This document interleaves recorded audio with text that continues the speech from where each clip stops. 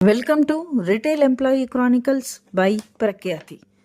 ఇంతకుముందు మనం ఉద్యోగం మానేసి చదువుకున్న వ్యక్తి, ఉద్యోగం చేస్తూ చదువుకున్న వ్యక్తి గురించి మాట్లాడాం కదా.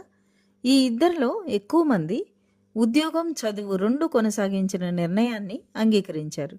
అయితే ఇప్పుడు మనం ఉద్యోగం మానేసి చదువుకున్న వ్యక్తి గురించి మాట్లాడితే, చదువు చాలా అవసరం. అది మనిషికి జ్ఞానాన్ని, మెచ్యూరిటీ, అండర్స్టాండింగ్ అండ్ కాన్ఫిడెన్స్ లెవెల్ని పెంచుతుంది.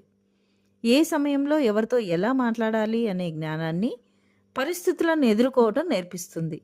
అంటే దాని అర్థం అందరూ ఉద్యోగం మానేసి చదువుకోమని కాదు.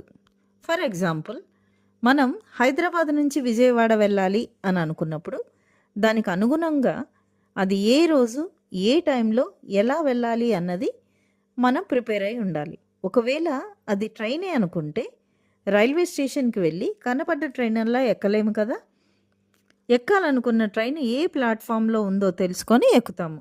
అలాగే ఇక్కడ ఉద్యోగం మానేసి చదువుకోవాలి అనుకున్నప్పుడు ఏదో ఒకటి చదివేద్దాం అనుకోకుండా ఎంచుకున్న కెరియర్ ఏంటి, దానికి అనుగుణంగా చదవవలసిన కోర్స్ ఏంటి, నేర్చుకోవాల్సిన స్కిల్స్ ఏంటి అని తెలుసుకొని నిబద్ధతతో చదివినప్పుడే కదా చదువుకు విలువ, సార్థకత.